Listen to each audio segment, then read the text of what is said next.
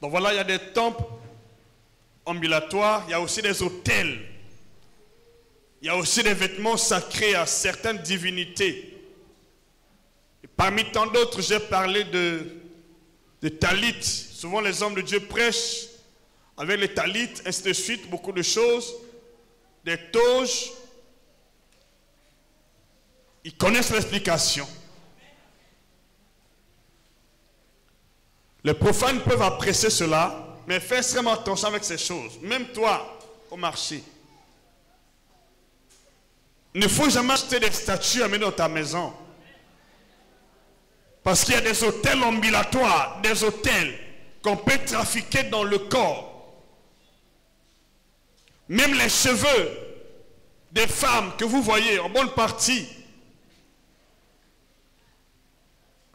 les cheveux synthétisés, en bonne partie, viennent du deuxième monde.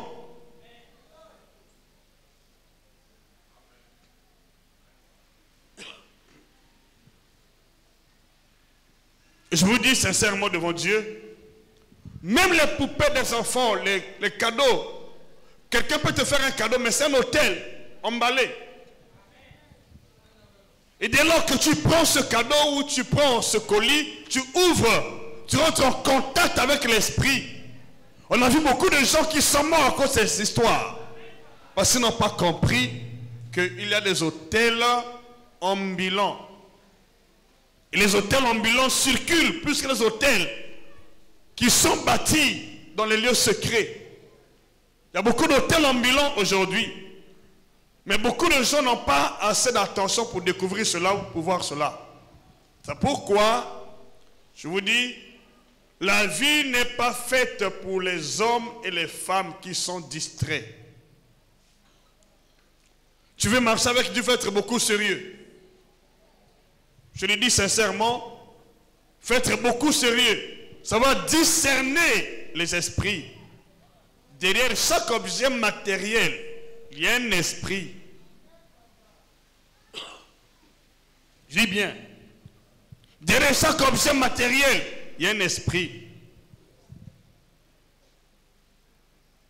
Mais souvent, beaucoup de chrétiens ne prêtent pas assez attention pour connaître ce qui se passe derrière chaque objet matériel.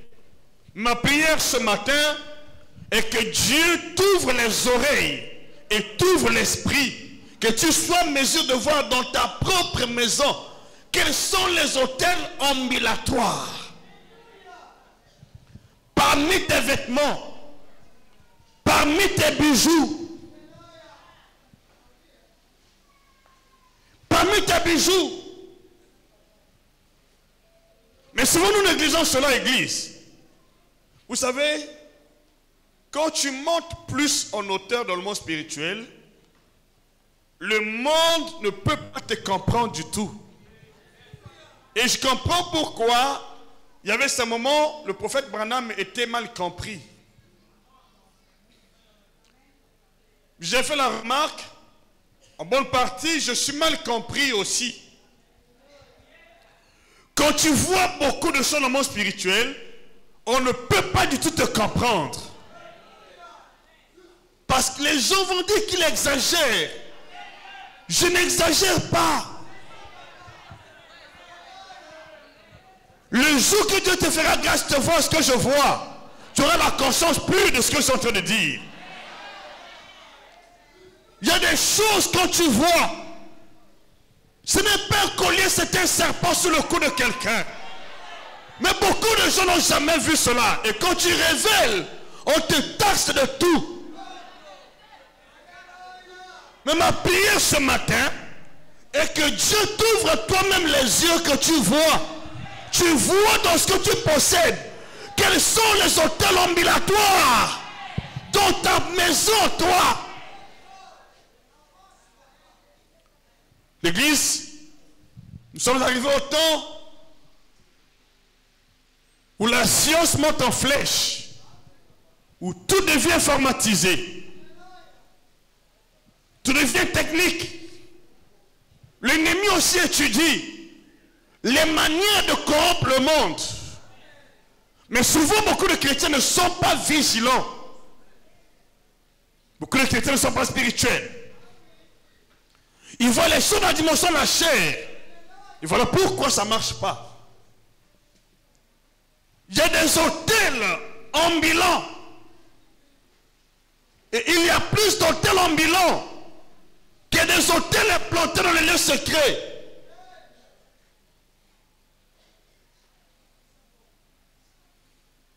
Qui peut connaître cela? Attendez. Là, on n'a pas encore entamé les hôtels sataniques dans la ville, dans la nation. Pourquoi beaucoup de gens n'avancent pas dans la vie bien qu'ils prient? Il y a tellement d'influence. Il y a tellement d'influence. Et le fait que les gens ne discernent pas le bien et le mal, ils sont coincés. Église, Dieu ne peut pas opérer de connivence avec les hôtels sataniques. Non. Tu dois renverser celui de Satan et laisser celui de Dieu. Parce que Dieu n'entre jamais en compétition avec quelqu'un. Et tu veux que Dieu marche avec toi, tu dois lui donner accès. Tu dois laisser l'accès libre à Dieu d'opérer dans ta vie. Voilà pourquoi il dit, le Seigneur dit, je me tiens à la porte, je frappe. Si quelqu'un entend ma voix et s'il ouvre, je rentrerai chez lui. Je souperai avec lui et lui avec moi. Si quelqu'un entend ma voix et s'il ouvre, Dieu n'a jamais forcé la porte. Dieu n'a jamais forcé la main. Mais souvent, Satan force les choses. Le diable force les choses. Mais Dieu est pacifique. Dieu te laisse un libre arbitre. Il te montre les conséquences de ce que tu peux endurer. Mais Satan te montre les avantages, mais il cache les conséquences. Je prie ce matin que Dieu te révèle ce qui se cache derrière ce collier empoisonné, ce cadeau empoisonné, cet hôtel ambulatoire dans ta maison. Il y a beaucoup d'hôtels. Surtout nous sommes en période de vacances. Alors faites extrêmement attention quand vous recevez des vacanciers ou des vacancières dans votre maison. Faites extrêmement attention. Il y a beaucoup de vacanciers ou vacancières qui sont des cadeaux empoisonnés, des hôtels ambulatoires. Je vous dis, j'évolue dans un ministère de délivrance. C'est la spécialité de notre ministère. Il y a des choses qu'on peut vous dire. Il y a des choses. Comment tu peux expliquer qu'une personne morte qui se trouve dans la morgue en même moment possède une âme? Bibliquement parlant, ça n'existe pas. Comment tu peux expliquer cela? Mais si tu n'as pas fait un homme de Dieu qui se connaît, il y a un témoignage émouvant ici. Et je vous dis, la semaine passée, pendant que nous prions ici, c'est pourquoi je dis ce matin, celui qui a fait de toi sa demeure, qui se cache en toi là, qui se cache dans tes enfants, qui se cache dans ta vie, va sortir ce matin. Il va lâcher prise. Je l'entends ton amen. Le mot, il faut comprendre le mot spirituel. Attention, ne lisez pas la Bible comme un roman. La Bible relate les faits vécus. La Bible est le livre de vécu quotidien des hommes de Dieu.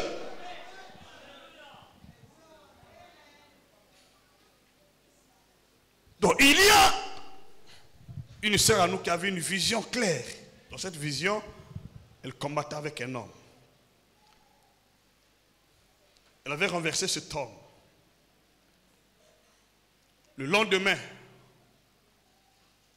le coup de fil sonne, que la personne est morte.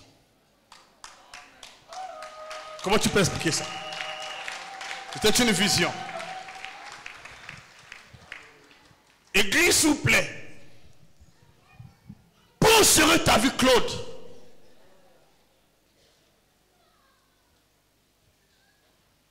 Comment tu es une belle femme? Le mariage ne vient pas.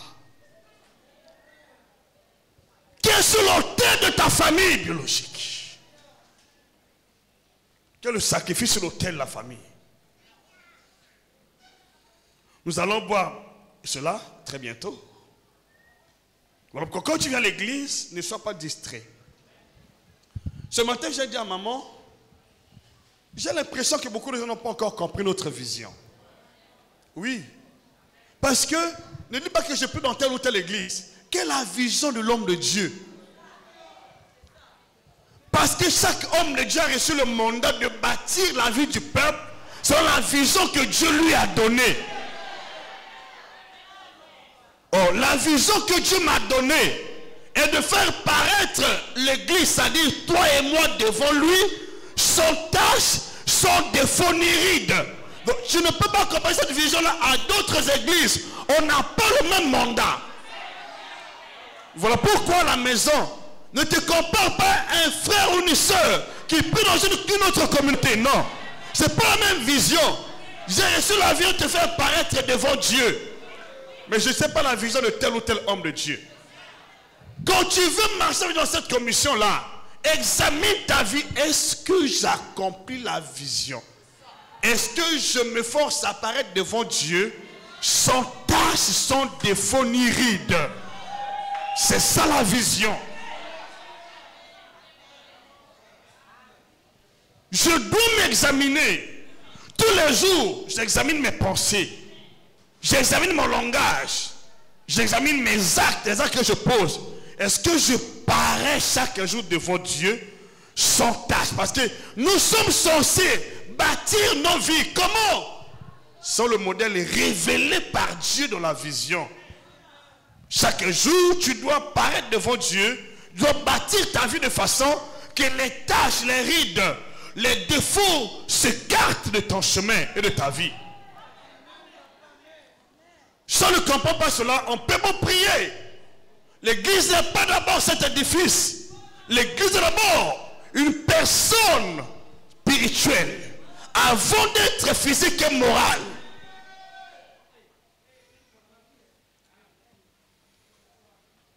Tu as une vie devant Dieu. Dieu a un modèle qu'il veut pour toi. Quand il te voit, il y a un modèle qu'il voit en toi. Tu dois refléter son modèle. Et quand tu le reflètes, Dieu repose sa gloire sur ta vie. Voilà pourquoi je dis, prier c'est bon. Mais bâtir sa vie selon le modèle défini par Dieu est plus mieux que prier. Si tu pries sans connaître le modèle défini par Dieu, pour ta vie, pour ta destinée, ton salut, tu passes à côté de la bénédiction de Dieu ou du plan de Dieu pour ta vie. Dans le passé, par la grâce de Dieu, nos prédécesseurs connaissaient le modèle. Pour bâtir le temple, ils connaissaient le modèle. Mais aujourd'hui, le temple n'est plus bâti dans la dimension de la chair et le sang. Le temple que Dieu veut n'est pas d'abord celui-ci. Le temple que Dieu veut, c'est ton corps là. C'est ta chair là. Dis-moi plus fort. Dieu veut te voir devant lui comme son temple sans tache, sans défaut ni ride. Dieu veut te voir apparaître devant lui dans cette stature-là. Et quand il retourne la stature-là en toi, il déverse la gloire dans ta vie. Voilà pourquoi je ne suis pas seulement un bon prieur ou un bon intercesseur. Je suis quelqu'un, en 25 ans de ma vie chrétienne dans le réveil, je m'examine chaque jour. Je m'examine chaque jour pour voir, est-ce que je réunis les critères? Est-ce que je marche selon le plan de Dieu? Voilà ce qui fait ma force. Je n'ai pas besoin de quelqu'un pour m'orienter ou me corriger. Le Saint-Esprit est un ami fidèle qui me révèle mes défauts, qui me révèle mes tâches et qui fait en sorte que je marche devant Dieu sans tâche, sans défaut ni ride. Il assainit mon langage, il assainit mes pensées, il assainit mes œuvres, mes actes. L'Église doit arriver à ce niveau-là. Quand tu arrives à ce niveau, ton autel devient consacré pour la gloire de Dieu seul. Aujourd'hui, beaucoup d'églises n'ont pas de vision. On prie comme à l'accoutumée. On prie comme d'habitude. Il n'y a pas de vision à atteindre. S'il n'y a pas de vision, vos prières ne vous emmèneront nulle part. C'est pourquoi beaucoup d'églises sont bloquées en métaphase. Ils sont bloqués. L'homme de Dieu n'avance plus depuis un bon bout de temps. Parce qu'il ne sait plus rien quoi faire. Il ne connaît pas. Or, nous avons une vision. Je dois chaque jour examiner ma vie. Parce que la vision. La Bible dit, s'il n'y a pas de révélation, le peuple marche sans frein. Il y a beaucoup de gens qui n'ont plus de frein. C'est pourquoi il y a des accidents spirituels au quotidien dans la vie du peuple de Dieu. Si tu obéis à la vision de Dieu, tu respectes la vision de Dieu, peu importe les temps difficiles, peu importe les moments difficiles, tu vas relever ta tête. Je veux parler ici d'un trio prophétique, à savoir Abraham, Isaac et Israël. Vous allez voir que dans ce trio, qui constitue le fondement de l'État d'Israël, avant d'être béni par Dieu, ce trio avait des faits similaires. Et ce n'était pas un fait hasard. Souvent nous vivons des expériences qui sont parfois similaires dans la famille. Mais on n'arrive toujours pas à discerner le type d'esprit qui est derrière la scène. Quand vous vivez les événements similaires chaque année, si cela te concerne toi seul, c'est qu'il y a un autel particulier pour toi. Je prends l'exemple. La femme a tête à perte de sang pendant 12 ans. Donc chaque année, il y avait la perte de sang qui s'empirait, qui s'installait dans sa vie. Il y avait la perte de sang. Il y avait un autel. La perte de sang n'était pas une perte de sang normale. Si c'était la perte de sang normale, elle aurait pu avoir le traitement auprès des médecins. Mais les médecins n'ont pas pu la traiter. Pendant 12 ans, elle a souffert entre les mains de plusieurs médecins sans succès. Quand la situation tire en longueur, bien que tu vas à l'hôpital, il n'y a toujours pas de solution. Fais extrêmement attention. Il y a un hôtel qui est bâti. Tu ne peux pas débloquer cette situation-là avec l'argent. Et dans ce cas, il faut faire appel ou faire recours à Dieu. Ne perds pas ton temps à dépenser des énormes sommes d'argent tous les jours. Tu n'auras pas de suite favorable. La femme était intelligente et s'est dit en elle-même, aujourd'hui, je puis toucher seulement les vêtements du Seigneur, je serai guéri. C'est ce qui est arrivé. Quand tu vois dans sa famille, je ne sais pas, s'il y avait d'autres femmes qui avaient la même situation qu'elle. Je ne suis pas certain. Ça, je n'en sais pas. Mais non, il y a une autre femme. La femme samaritaine, qui avait eu plusieurs maris. Mais ce n'était toujours pas ses maris. Même celui qu'il avait dans sa maison là, n'était pas aussi son mari. comment il y a une succession des événements maléfiques dans la vie. À quoi est-il cela? Il y avait une succession des événements maléfiques, tragiques dans la vie. Et tu ne prends pas cela au sérieux. Tu vas passer tout ton temps en vain. C'est comme dans le cas des fils d'Israël au temps de Gédéon. Il y avait une succession des événements tragiques.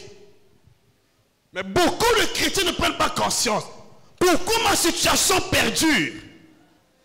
Un autre exemple est celui de Jérémie. Jérémie a posé à Dieu la question de savoir s'il était pour lui une source trompeuse. Une eau dont on n'est pas sûr. Pourquoi? Parce que sa douleur était continuelle.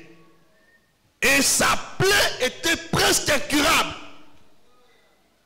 Dieu dit à Jérémie, si tu te rattaches à moi, je te répondrai. Excuse-moi. Tu te rattaches à moi. Je te rattache à moi, je te répondrai. Et tu sépares ce qui est vil de ce qui est précieux. Tu seras comme ma bouche.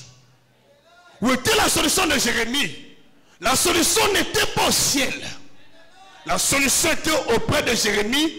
Il suffisait que Jérémie obéisse à la direction divine. La chose était débloquée.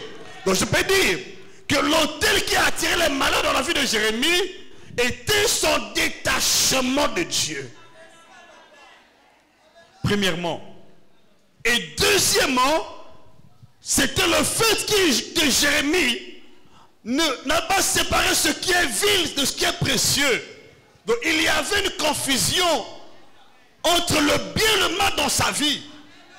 Et le mal qui vivait dans sa vie attirait les malheurs dans sa vie. Et les maladies étaient là toujours, peu importe les prières, peu importe qu'il soit homme de Dieu, le mal était toujours attaché à Jérémie. Alors, pose-toi la question. Pourquoi ma vie, dans mon année, ne chante pas bien que je prie? Il y a un autel.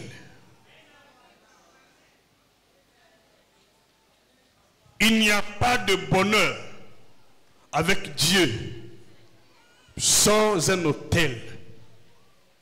Il n'y a pas de malheur sans un autel. Vous savez, beaucoup de gens, quand on parle des autels, pour eux, c'est un sujet dépassé. Parce qu'ils ne sont peut-être pas matures à ce stade. L'autel, c'est quoi je l'ai toujours dit? L'autel est un point de contact entre l'esprit humain et l'esprit de Dieu, ou l'esprit malin. Et chaque autel est toujours soldé par un sacrifice. Mais le sacrifice peut être une maladie. Le sacrifice peut être les échecs permanents. Le sacrifice peut être le célibat endurci. Ça peut être aussi la stérilité. Ça peut être aussi la pauvreté. Donc, ça veut dire que tes richesses, tes finances ont été sacrifiées.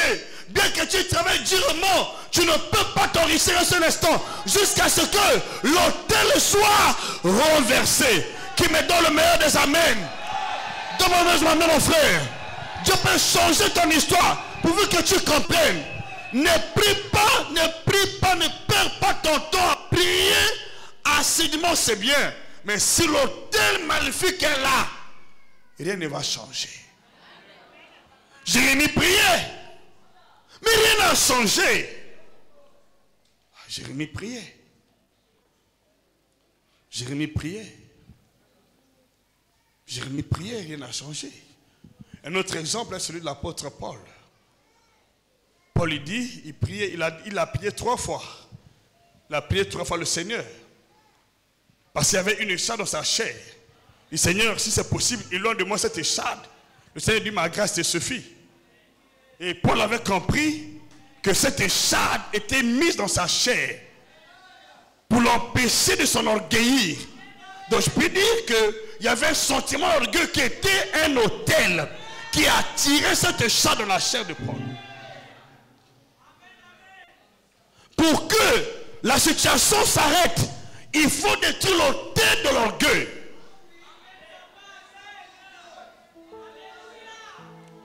tu continues à prier sans comprendre la cause de cet échec, la situation ne va jamais s'améliorer.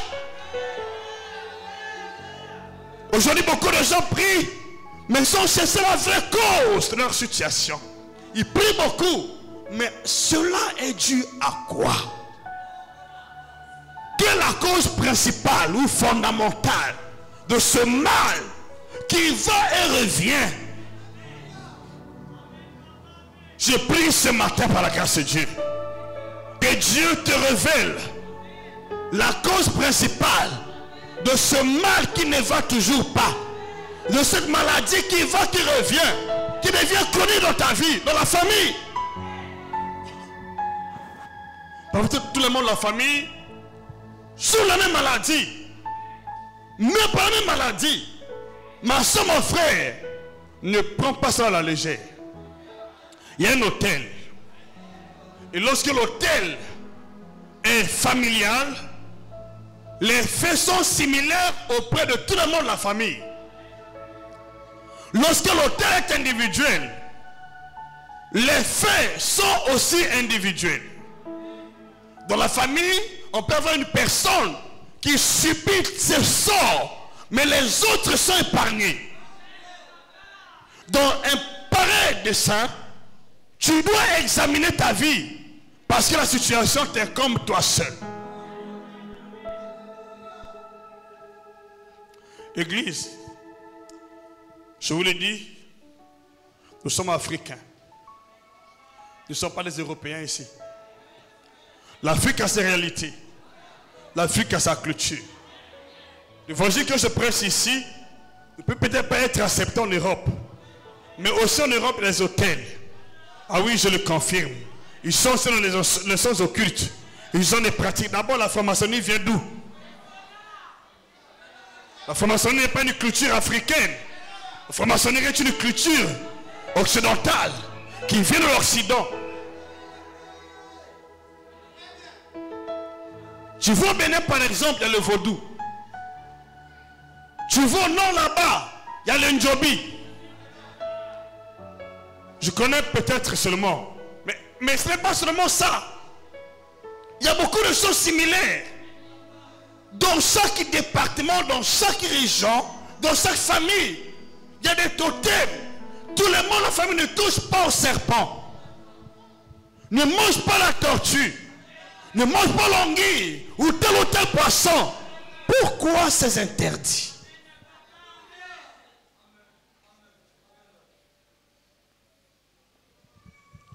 C'est à ce stade que beaucoup de gens qui prient restent coincés. Coincés face aux autels de la famille. Parce que Dieu n'entre jamais en compétition avec l'autel de Satan. C'est vous qui prenez l'initiative de détruire l'autel de Satan, bâtir l'autel de Dieu. C'est une autre bonne action. Dans tous les cas, c'est l'homme qui doit détruire l'autel que lui-même ou ses parents ont érigé. Ce n'est pas Dieu. Et tu veux inviter Dieu dans ta vie. Prends d'abord soin de tout l'autel que tu as bâti ou tes parents ont bâti. Sinon, il ne viendra pas dans votre vie.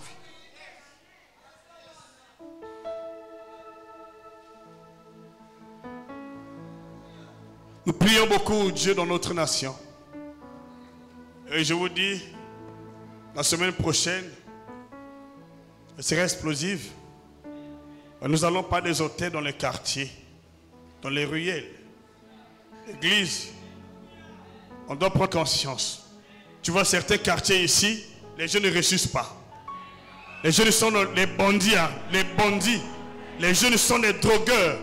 Les jeunes sont devenus ce qu'ils sont. Ce ne sont pas eux. Il y a un hôtel dans le quartier là. Il y a un hôtel dans la ruelle là. Qui font ce que les jeunes de ce quartier là ne peuvent pas réussir dans leur vie. Les jeunes soient sacrifiés pour les intérêts de la sorcellerie de la famille ou du quartier.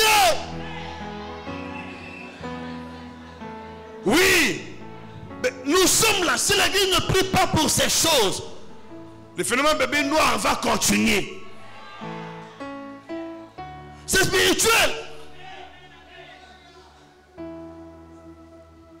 Il y a des gens qui sont derrière ce phénomène. Il y a des instigateurs spirituels qui veulent semer les troubles. Ils sont là, ils connaissent ce qu'ils font. Remarquez bien, ces jeunes-là ont des machettes. Et souvent dans leurs machettes, ils vont voir les féticheurs. Et les machettes-là sont travaillées par les féticheurs. Donc ils travaillent avec les féticheurs, avec le sorcellerie.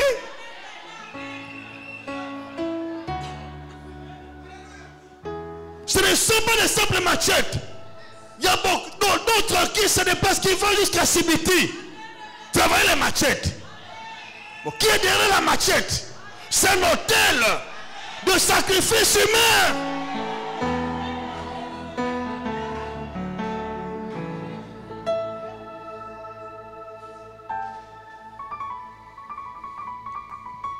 Combien de fois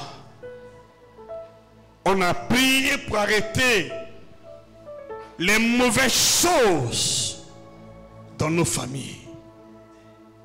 Lorsque la famille est divisée, ne prends pas tant de peine à t'engager pour la réconciliation. Si tu n'es pas spirituel, on va te tuer.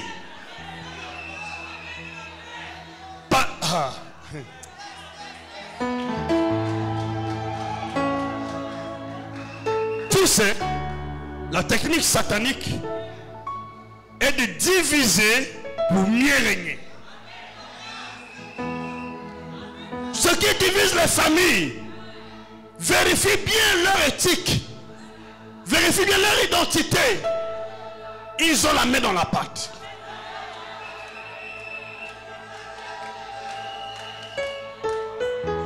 Parce que la réconciliation de la famille constitue la force, la famille. L'unité constitue la force. Mais pour mieux régner, qu'est-ce qu'il faut faire? Il faut scinder, diviser, scinder, diviser, scinder, diviser. Alors quand tu prends l'initiative de régner la famille sans être spirituel, on va te tuer.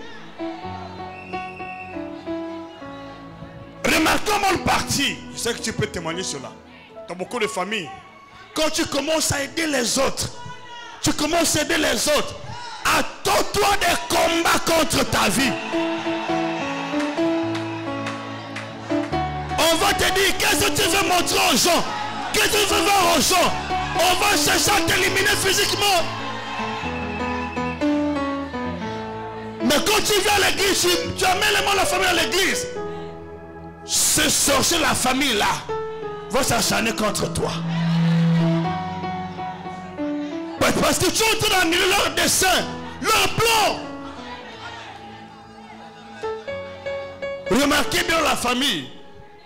Les personnes qui ont la bonne volonté de faire de bien ne vivent pas longtemps.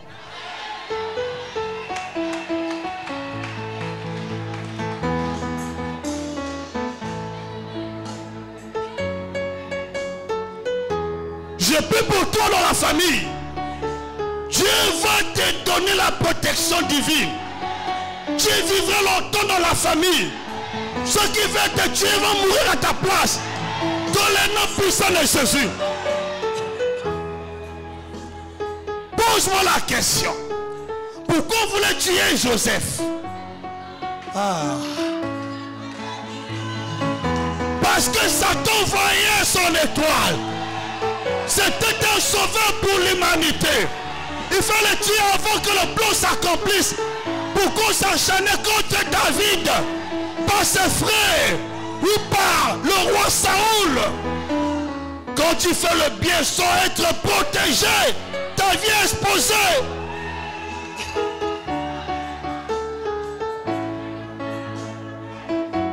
S'il te plaît, tu n'as pas encore la protection de Dieu.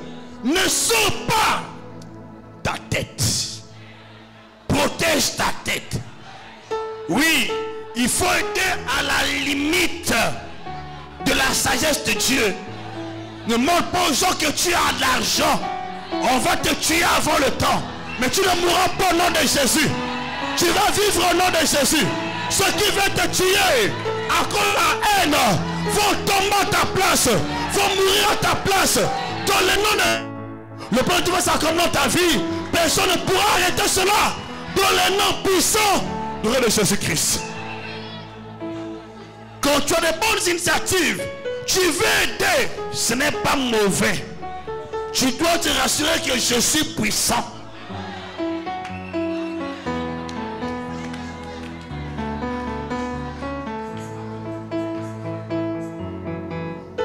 Oui. Lisez bien la Bible. Lisez le profil des personnes de bien. Souvent, ils sont le théâtre de combats spirituels au sein de la famille. Dans le quartier. Mais dans la nation. Même dans les services. Quand tu es distingué, quand tu fais plus de bien, il y a un groupe qui va te combattre. Je prie pour toi ce matin. Toi qui appelles à faire le bien. Ce groupe qui te combat la chute. Ce groupe l'est renversé. Ce groupe l'est renversé. Dans le nom puissant de Jésus. Dis-moi même avec assurance. Vous savez, moi j'ai travaillé à la fonction publique. Et je le dis par expérience. Quand tu brilles, quand tu fais bien, il faut t'attendre qu'on doit t'accuser auprès de ton chef. On doit trimballer ton nom jusqu'auprès des féticheurs. Ben oui, ça passe comme ça. Si tu ne le connais pas, je te le dis. Et tu fais bien. Attends-toi qu'on va trimballer ton nom auprès des féticheurs pour t'éliminer. Mais tu ne mourras pas au nom de Jésus. Tu vas survivre au nom de Jésus. Tu vas triompher sur la bataille. Dans le nom de Jésus. Leurs hôtels sont renversés. Leurs hôtels prennent feu. Leurs hôtels prennent feu. Leurs hôtels prennent feu. Au nom puissant de Jésus. Nous sommes dans ce monde. Les hôtels maléfiques luttent contre les personnes de bonne volonté qui veulent l'avancement. Quand tu veux l'avancement des autres, le monde ténèbres va s'acharner contre toi. Il va te combattre. Oui, j'ai compris cela. Pourquoi aujourd'hui, hier j'étais avec l'un de mes fils dans la foi, qui me dit, il y a un homme de Dieu qui lui a dit, il dit, le prophète Jules Gama souffre dans les coulisses. Il y a beaucoup d'hommes de Dieu parlent mal de lui. Je dis, bon, qu'est-ce que j'ai fait?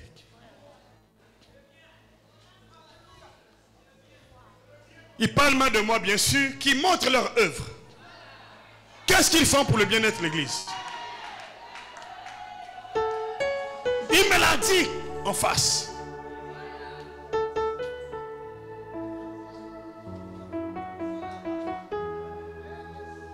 Parce que ma vision est claire. Je ne suis pas venu remplir mes poches. Ce n'est pas la vision que Dieu m'a donnée. Dieu m'a envoyé bâtir son église, bénir son peuple. C'est pourquoi je déclare, la terre connaît, le ciel connaît. Tu vas voir dans cette église ce que tu n'as jamais vu nulle part ailleurs.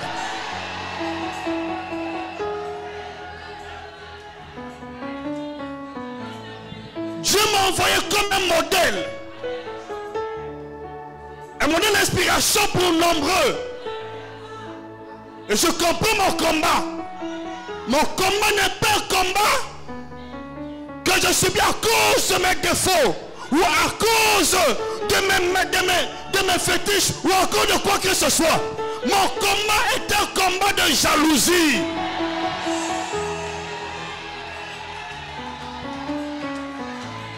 C'est un combat de haine. Et je vous dis sincèrement, je suis un homme de Dieu qui ne parle pas assez. Si vous brisez le silence, tu vas comprendre comment les gens prennent l'audace d'envoyer des groupes dans ma maison pour me terrasser. Bon, qu'est-ce que je leur ai fait? Pose la question. Parce que tu fais le bien.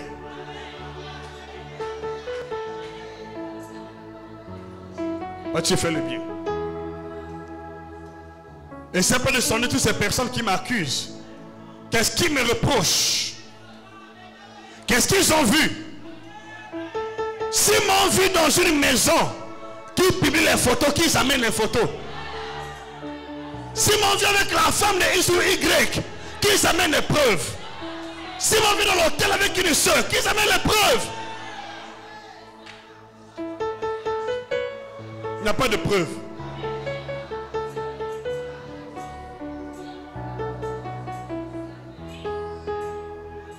C'est pourquoi tu veux être béni par Dieu. Tu veux être béni. Attention, il y aura une adversité contre ta vie. Mène une vie digne de louange. Mène une vie digne de louange. Parce qu'il y a beaucoup de gens qui ne veulent pas te voir réussir. Ils sont nombreux. Quand tu es sous là, les gens t'apprécient. Il faut sembler de t'encourager. Mais ce sont tes ennemis. Dans leur corps, ils chantent la gloire. Je déclare ce matin, tu vas voir la chute de tes ennemis. Ils vont chuter devant toi. Tu ne reculeras jamais. Tu iras de l'avant. Tu vas réussir. Tu vas te marier. Tu vas prospérer. Tu vas aller de l'avant. Les choses changent. Dis-moi le plus fort. C'est ton héritage. Tu ne seras pas. Peu importe le complot des gens, tu ne seras jamais. Dis-moi plus fort.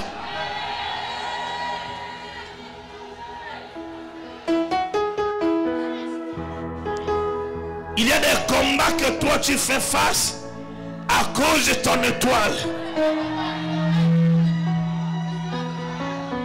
Ton étoile t'amène des problèmes.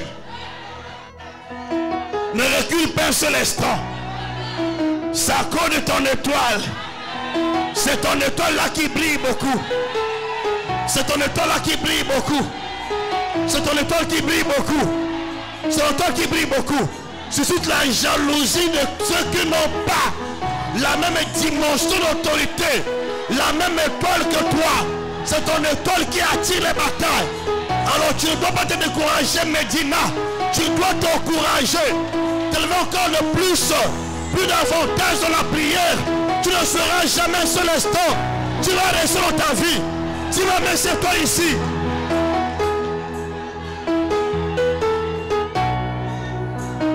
Il y a des gens qui sont combattus à cause de leurs étoiles. Et ces combats sont des combats de jalousie. Les combats de haine. Tu n'as rien fait. Tu ne te reproches de rien. Mais les gens parlent de toi. Les gens se lèvent contre toi. Ça charge contre toi. Au fond de toi, tu dis, mais pourtant je fais le bien.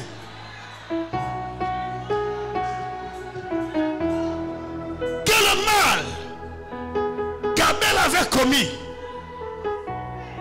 pour mériter la mort de son frère Caïn. Quel mal que Jacob avait fait mériter la poursuite de son frère, son jumeau Ésaü.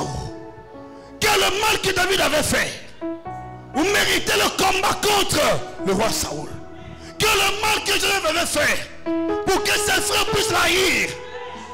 Quel mal que Jésus-Christ a fait pour être vendu par Judas Iscariote.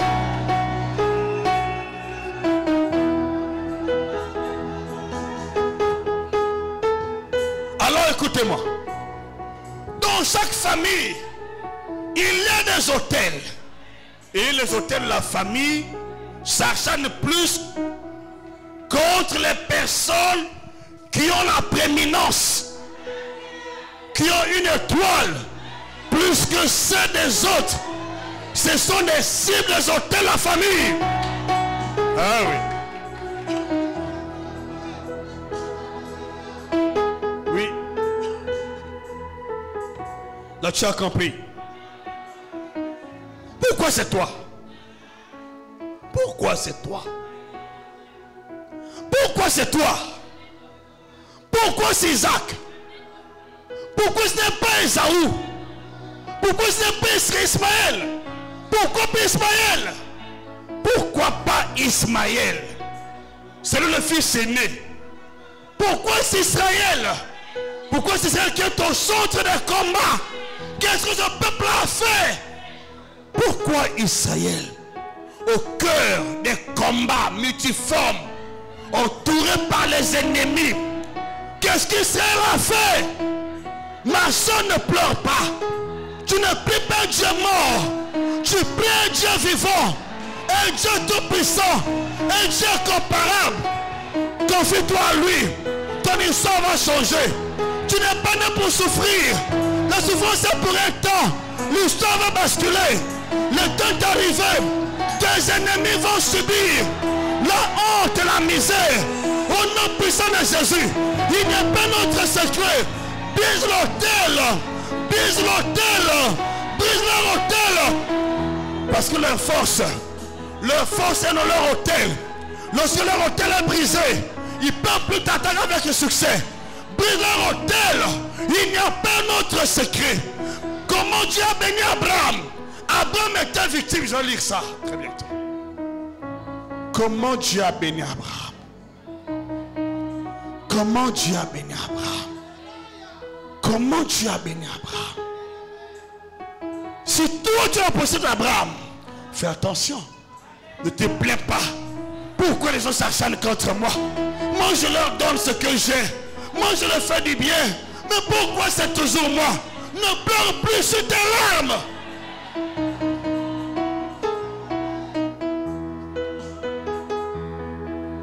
J'étais là. J'étais là. Nous allons lire dans ce passage. Vous allez voir que les personnes qui ont une grande destinée sont au cœur des combats spirituels. La famille veut à tout prix t'éliminer sans cause. Tu es berger beaucoup de gens dans ta maison, mais depuis qu'ils ont reçu, occupé une certaine position, c'est toi la bête noire.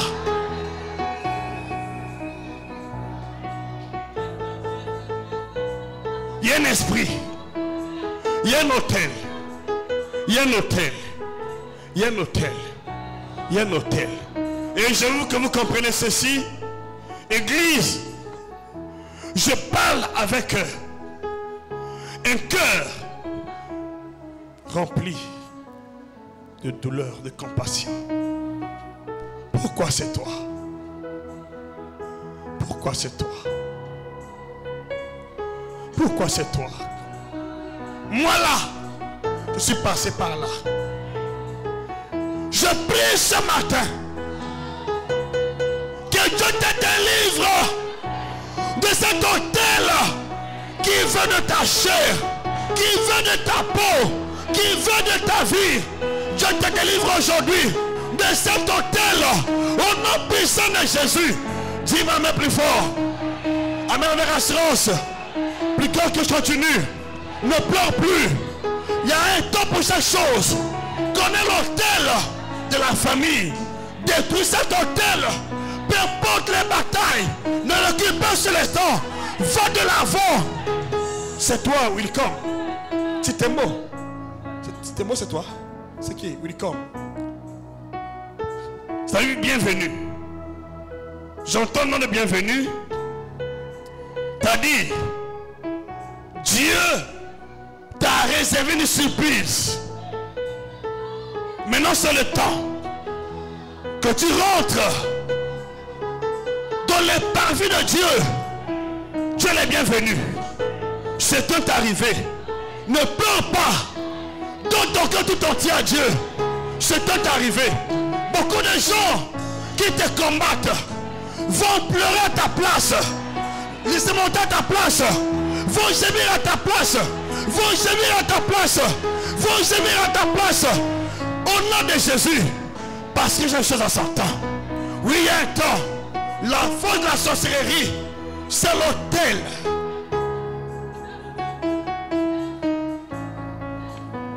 La force de la sorcellerie, c'est l'autel. Beaucoup de gens ne comprennent pas pourquoi Dieu a fait l'alliance avec Abraham.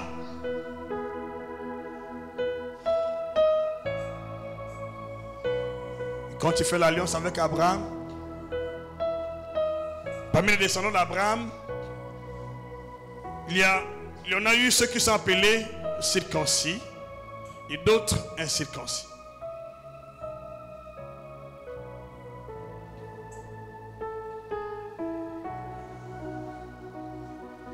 Les incirconcis n'ont pas tiré profit de l'autel de Dieu. Ils avaient leurs autels. Et les circoncis, les incirconcis plutôt, n'ont pas tiré profit de l'autel de Dieu. Mais les circoncis versaient le sang en guise de sacrifice afin qu'ils vivent avec leur postérité.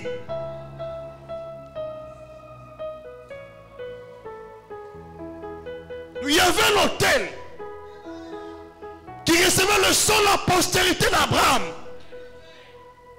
C'est bien la postérité. Pas de la descendance, la postérité.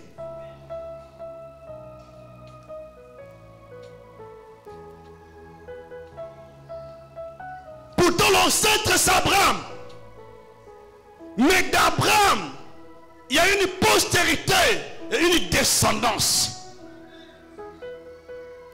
La postérité, c'est la lignée des héritiers de la promesse d'Abraham.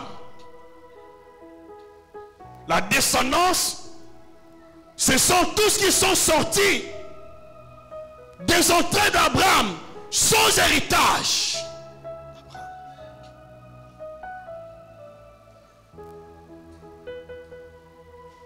Et tout ce qui était sa postérité se faisait circoncire pour prospérer.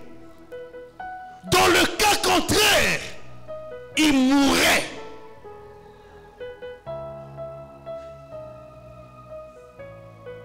Pourquoi? C'est là où beaucoup de gens n'ont jamais compris. C'est là où beaucoup de gens n'ont jamais compris quand tu vas à l'église. Je prends tout le temps de vous parler des autels. Même dans l'église, des autels. Ce pressoir sur lequel je me tiens s'appelle autel. Voilà pourquoi on dit, il y a de ceux qui servent à l'autel. Dans l'église, il y a de ceux qui servent à l'autel. Il n'y a pas que ça comme autel. Il y a bien aussi d'autres qui servent sur l'autel des parfums, c'est-à-dire qui sont là pour le service d'intercession de l'église. C'est l'autel. Il y a aussi dans l'église l'autel des holocaustes. Quand quelqu'un veut faire un sacrifice, c'est-à-dire donner une offrande de libéralité, comme cela est écrit, parce que beaucoup de gens n'ont jamais compris cela. Dans Philippiens chapitre 4, je crois bien. Philippiens chapitre 4. Verset 18 au verset 19. Pas de ça. Donc, quand tu veux donner une offrande de taille à Dieu, ton autel n'est pas celui ici. Dieu fait la différence avec les offrandes ordinaires et les offrandes qu'on appelle les sacrifices. Parce que logiquement, l'offrande ordinaire est le désir de notre cœur. Mais le sacrifice est l'exigence de Dieu. C'est ce que Dieu te demande d'offrir sur l'autel. Dans ce cas, on ne parle pas de l'offrande, pas du sacrifice. Le sacrifice coûte un prix. Par exemple, nous sommes là. Dieu te dit, tout le monde donne l'offrande ici. Mais Dieu dit, il te choisit pour mettre la climatisation à l'église. Ça, ce n'est pas une offrande. C'est un sacrifice.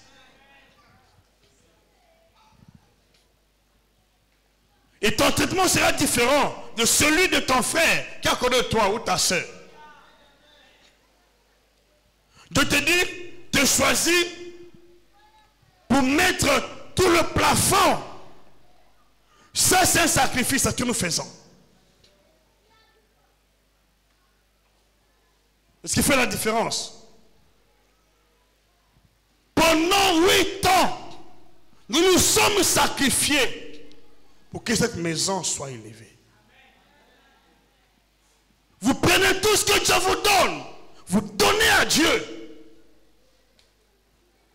Et ceux qui ne comprennent pas, jaloux qu'ils sont, vous taxent de tout. Et c'est tu as mon cœur. Aujourd'hui, j'accepte de marcher à pied ou je prends le taxi. Qui peut le faire?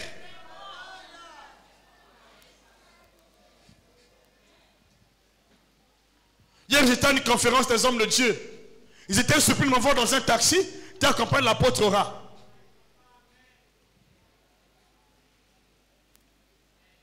Salon taxi. Qui peut le faire? Si nous voyons seulement les résultats. Mais quel est le sacrifice que l'autre a eu à faire pour arriver à ce niveau?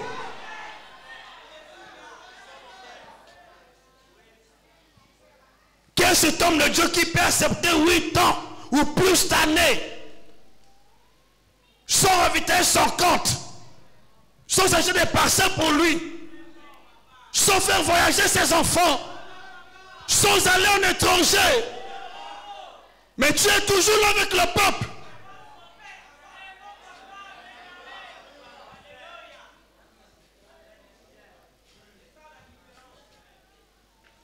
Combien d'années?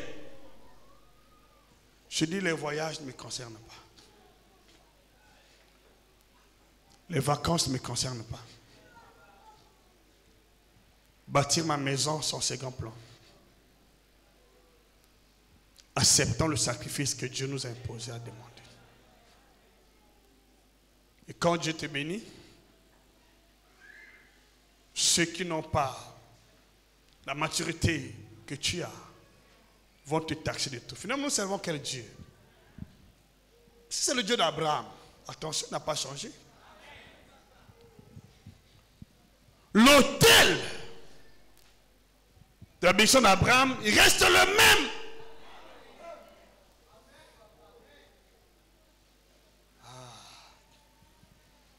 On n'a pas compris. L'autel reste le même.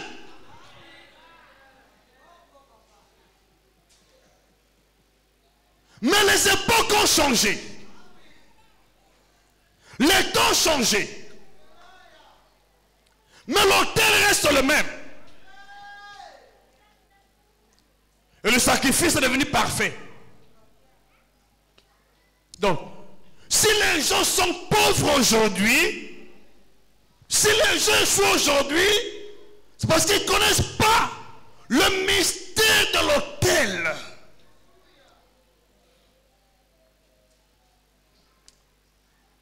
Pourquoi Dieu a-t-il béni Isaac?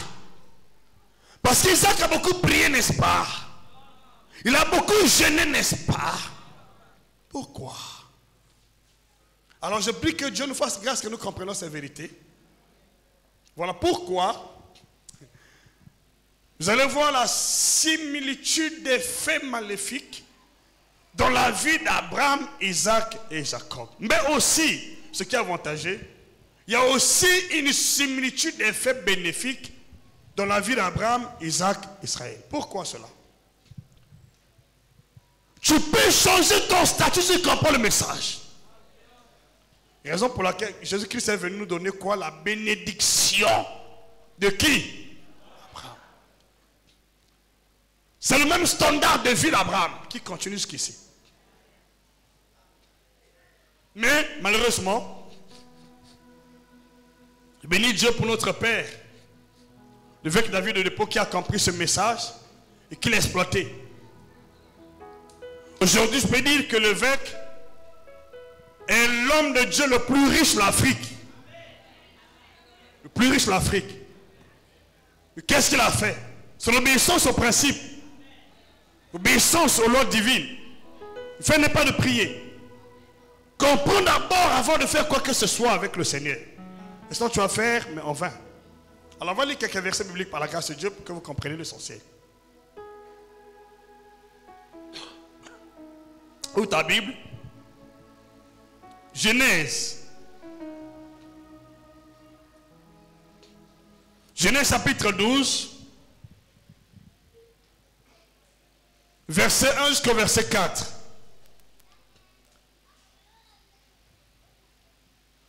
Premier verset. Deuxième verset. Genèse chapitre 17.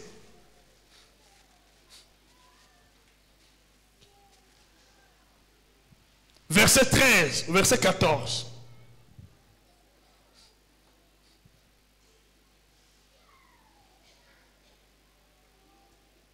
Josué chapitre 24. Josué chapitre 24. Verset 1 au verset 3. On peut s'arrêter là quand même, n'est-ce pas? On va lire l'essentiel. Maintenant, écoutez. On commence par Genèse.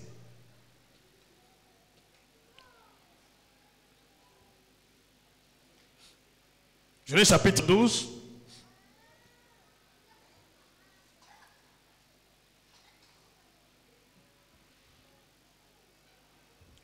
Verset 1, verset 4, vous allez lire ensemble avec moi.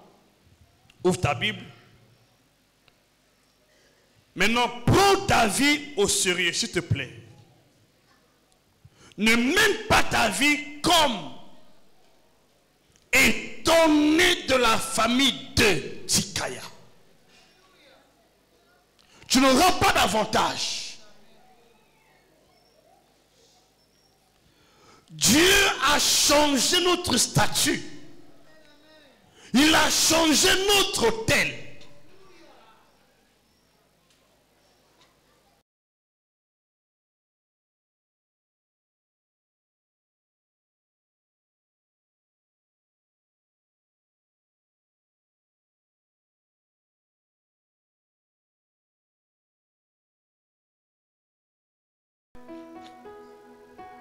Si vous priez Dieu sans comprendre cette vérité, vous ne serez jamais béni financièrement, ni physiquement, matériellement.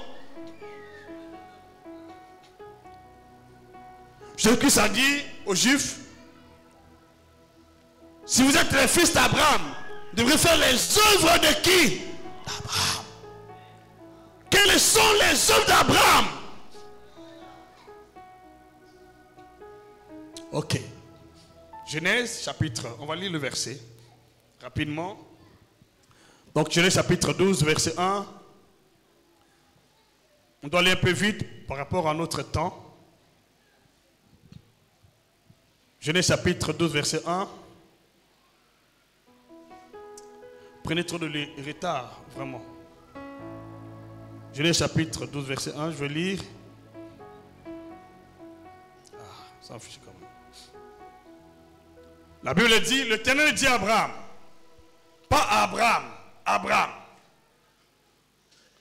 va-t'en de ton pays, de ta patrie, de la maison de ton père, dans le pays que je te montrerai. Va-t'en. L'Église pour nous est un pays. Nous sommes partis de la maison de notre Père, de notre patrie, dans le pays que Dieu nous a conduits. C'est l'Église, Canaan. L'Église n'est pas juste un bâtiment, c'est un pays.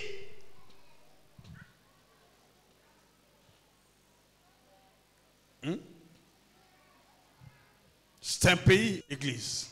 C'est une nation sainte. C'est une montagne sainte. Quand Dieu te fait partir de la maison de ton Père, il t'amène ici parce qu'il y a des promesses qui doivent s'accomplir dans ta vie. C'est-à-dire, il veut rendre ton nom, il ne peut pas le faire dans la maison de ton Père.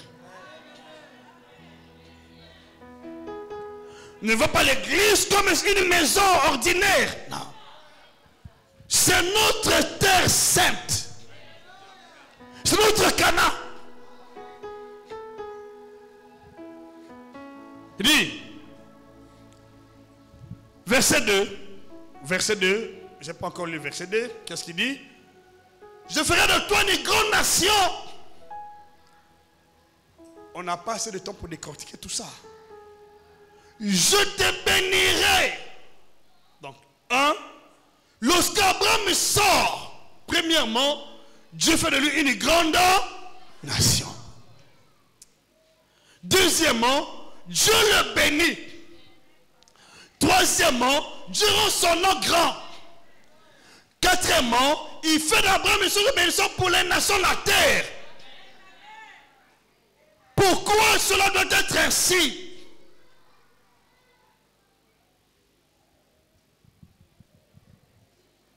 Pourquoi Dieu n'a pas changé de méthode? Ce sont juste des temps qui ont changé.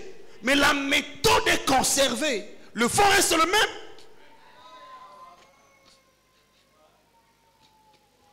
Dis un peu plus fort. Je vais lire un verset ici pour que vous compreniez un peu clairement parce qu'on n'a pas assez de temps pour lire tout ça. Galates chapitre 3, verset 26 ou verset 29. On va revenir sur ce passage. Ma soeur, tu fais le commerce, comment tu le fais? Tu fais les affaires, comment tu fais tes affaires? La prospérité de la bénédiction obéit aux alliances. Pas au commerce. Pas l'argent que tu as. Il y a des alliances qui sont établies dans le monde spirituel.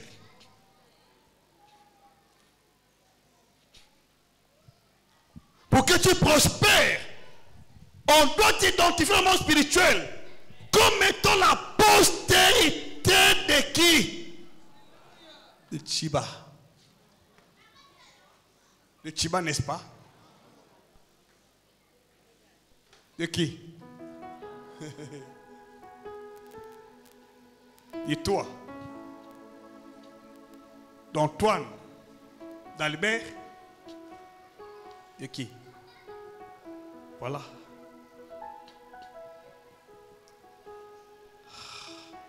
Dit car vous êtes tous fils de Dieu par la foi en Christ. Verset 26. Verset 27. Tes affaires vont prospérer à un niveau exponentiel. Vous tous qui avez été baptisés en Christ, vous avez revêtu Christ.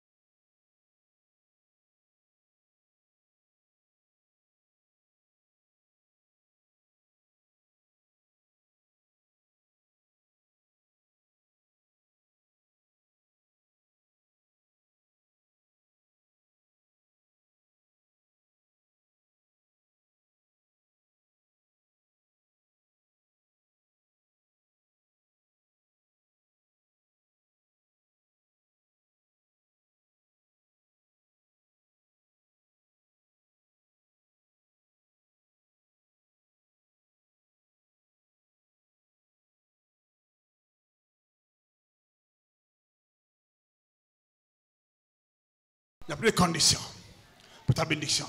Verset 29. Quand Dieu voit selon toi, il sait que je ne peux plus me maintenir. Maintenir cet enfant dans la galère. Ton statut change. J'entends ton amen.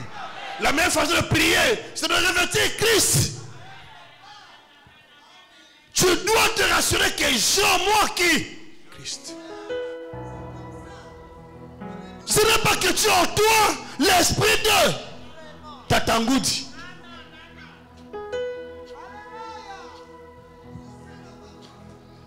Tatangoudi. Tatangoudi va partir.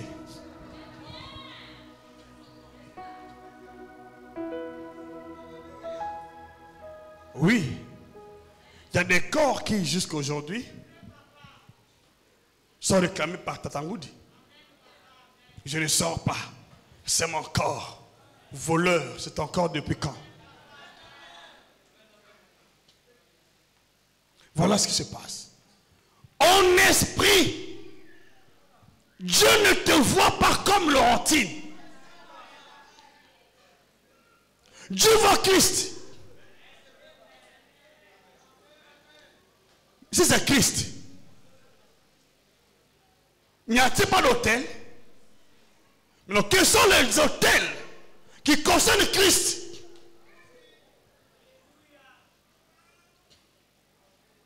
Quand Paul dit dans Romains, je vous exhorte par les compassions de l'esprit à offrir vos corps comme un sacrifice vivant. C'est agréable à Dieu. Sur quel autel?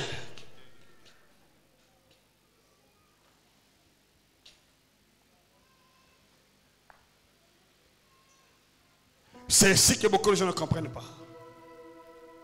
Si vous êtes à Christ, vous êtes donc la postérité d'Abraham. Héritez sur la promesse, la postérité d'Abraham. Christ est venu pour que nous soyons la postérité. C'est pourquoi je dis, l'autel d'Abraham reste jusqu'ici.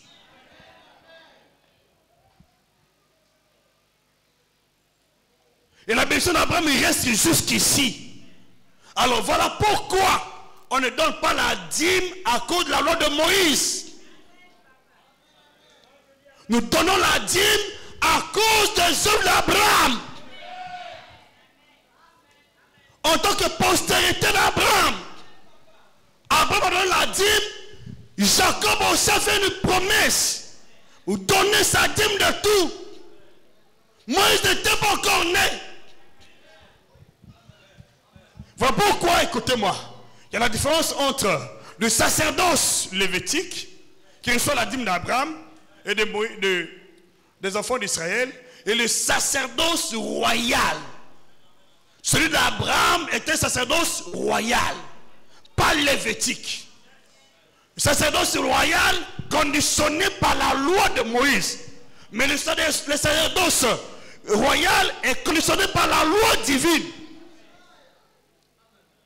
La postérité d'Abraham, principalement Jésus.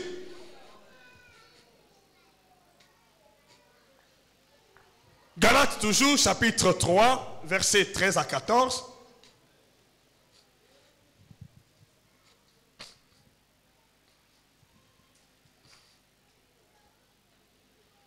On peut lire?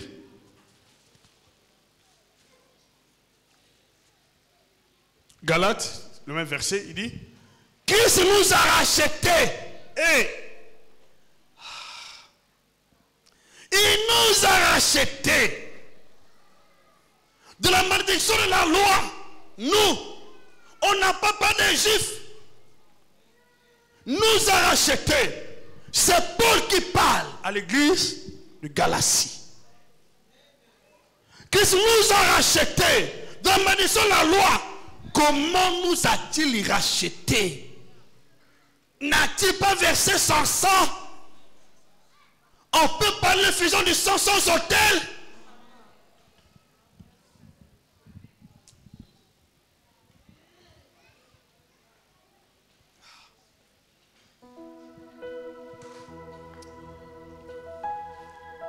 Voilà.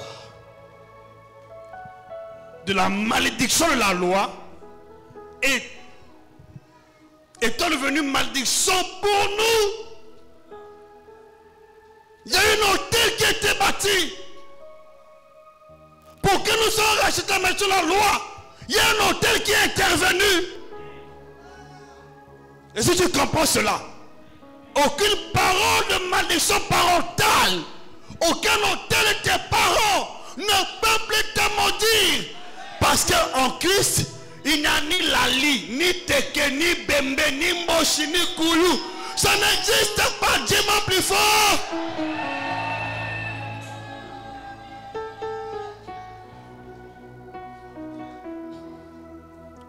La raison pour laquelle on nous a rachetés, c'est pour ça. Si dans ton cœur jusqu'ici, tu as encore des clivages ethniques dans ton cœur, cela montre que tu es encore retenu par la captivité des hôtels de famille. Tu n'es pas encore sorti.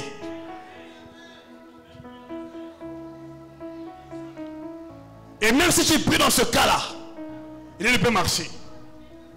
Mais si tu n'es plus là-bas, peu importe les incantations, les sortilèges, le mot sur la Bible dit, l'enchantement ne peut rien contre Jacob, ni la divination contre Israël. Je déclare ce matin, toute malédiction prononcée contre ta vie, contre ta famille, contre ton foyer, contre tes affaires, contre ta santé, et maintenant ni les sans effets. Dans le nom puissant de Jésus, dis-moi même plus fort, tu appartiens à la postérité d'Abraham. Tu fais partie de la postérité d'Abraham. Et tu as la bénédiction de qui? D'Abraham. Là, il n'y a pas la bénédiction d'Abraham sans autel. Et qu'est-ce que la Bible dit? Il nous a racheté la malédiction, la loi, étant devenue malédiction pour nous, car il est écrit, maudit soit quiconque est pendu au bois. Verset 14. Afin que la bénédiction d'Abraham pour les païens. On ne parle pas des juifs. Nous, la bénédiction d'Abraham là, pour les païens son accomplissement, elle est déjà accomplie. Elle ne sera pas accomplie. Elle est déjà. Alors, maintenant, comment activer la confirmation? C'est comme la guérison, elle est accomplie. Mais comment activer la guérison? Maintenant, Galates, toujours ce même chapitre. On va le verset 3 au verset 6. Verset 3, verset 6. Ce même passage, verset 3, verset 6. Comment activer? Comme Abraham a cru à Dieu, et que cela lui fut imputé en justice, comme Abraham a cru à Dieu. Est-ce que tu crois en Dieu? Est-ce que tu crois en Dieu? Est-ce que tu crois en Dieu? Voilà. Comme Abraham a cru en Dieu. Reconnaissez donc que ce sont ceux qui ont la foi, qui sont fils de qui? Donc jusqu'ici nous sommes fils de qui? Même toi, même moi, même nous tous ici. Jusqu'ici nous sommes les fils de qui? Tu es fils de qui? Donc on t'a changé de lignée, on t'a changé d'alliance, on t'a changé d'identité. Tu n'es plus le fils de X.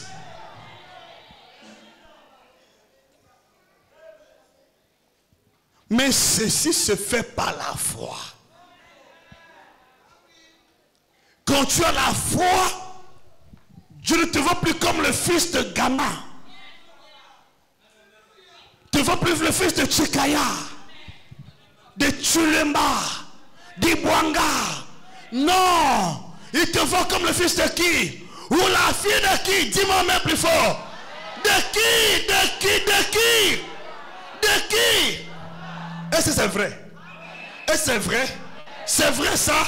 Non, dis-moi la vérité. Est-ce que c'est vrai? Mais pourquoi tu n'as pas la maison d'Abraham? Pourquoi? Qu'est-ce que vous attendez? Pourquoi? Voilà. C'est là. Fils de qui? De Tchikaya. N'est-ce pas? C'est ça? De Pandi?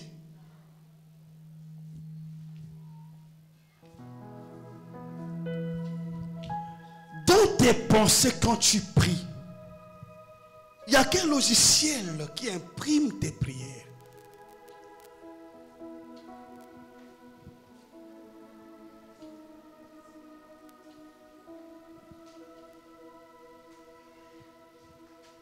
Reconnaissez donc que ce sont ceux qui ont la foi, qui sont fils d'Abraham. Verset 8. Aussi l'Écriture, prévoyant que Dieu justifierait les païens par la foi, d'avance a annoncé cette bonne nouvelle à Abraham. Toutes les nations de la terre seront bénies en toi.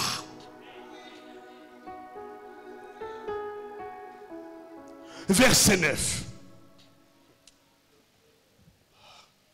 C'est trop long, c'est trop long, c'est trop long, mais on va lire comme le verset. De sorte que ceux qui croient sont bénis avec Abraham le croyant. Jusqu'ici, beaucoup de gens n'ont pas encore cru. C'est là où le bas blesse. C'est par la foi que tu actives. Tu n'as pas vu, mais tu crois. Tu n'as pas vu, mais tu obéis. Comme Abraham, il est sorti. Et Dieu a traité une alliance avec Abraham. Et jusqu'ici, nous sommes dans la même alliance. Voilà pourquoi, quand Jésus est né, on l'a circoncis le 8e jour.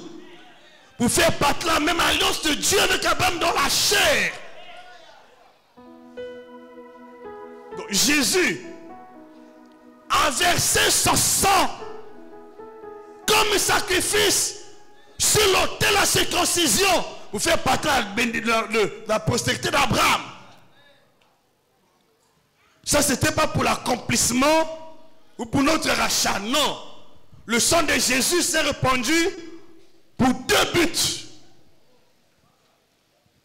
La première cause de l'effusion de son sang était pour son appartenance à la postérité d'Abraham.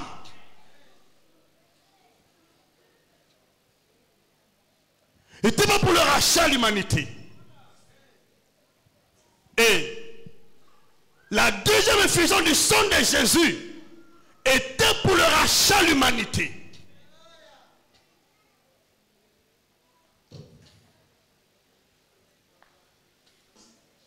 Tout d'abord, il est devenu participant à la promesse d'Abraham.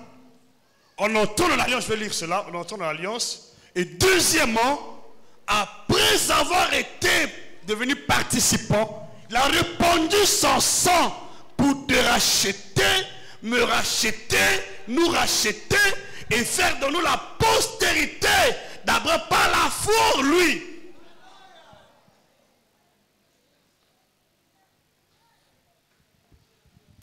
Fils d'Abraham.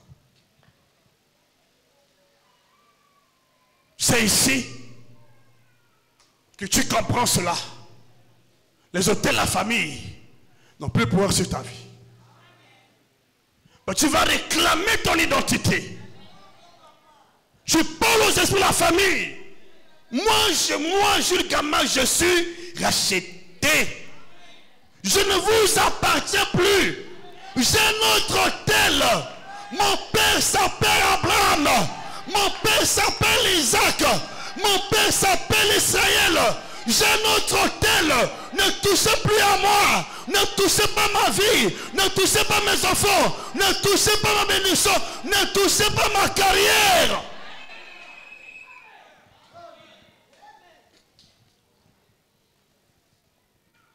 C'est ici que nous avons la prospérité, la bénédiction, la fécondité, la victoire sur nos ennemis sur la terre. Dis-moi le plus fort. C'est à cause de la maison d'Abraham. Ce n'est pas à cause de la prière de quelqu'un. Non. Il y a un hôtel. Tu dois apporter cet hôtel-là. Tes dîmes, tes offrandes. Comme Abraham, tu dois s'aimer ici. Sur cet hôtel-là. Et non seulement cela, tu dois obéir aux exigences de Dieu. Si tu te dis, ah, viens m'adorer. Alors mon tel Morija, il va te dire, donne-moi ce que mon cœur désire. Donc ce que tu possèdes, c'est quoi Dieu possède?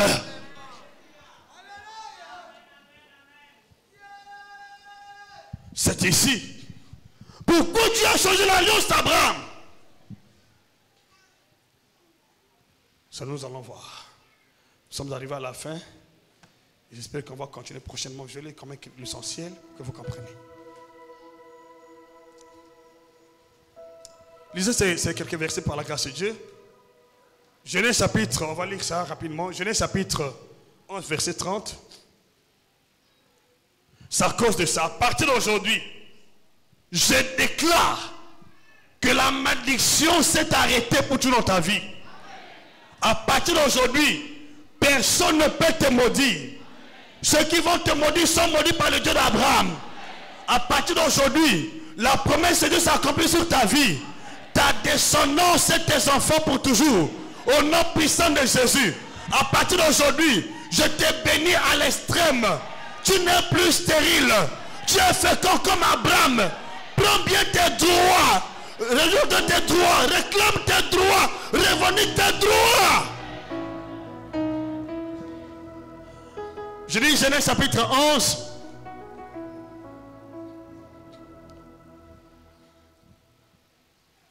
Verset 12. Non, verset 1. Verset 2. Genèse 11. Verset 1, verset 2. Non. Ah, excusez-moi. Verset 30, je l'ai dit. Voilà. Sarah était stérile. Elle n'avait point d'enfant. Sarah était stérile. Sarah était stérile. Elle n'avait point d'enfant. Comment Dieu avait abrogé la stérilité?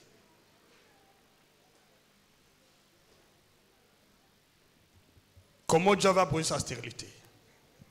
Ma soeur, tu es ici. Je donne un secret pour vous tous.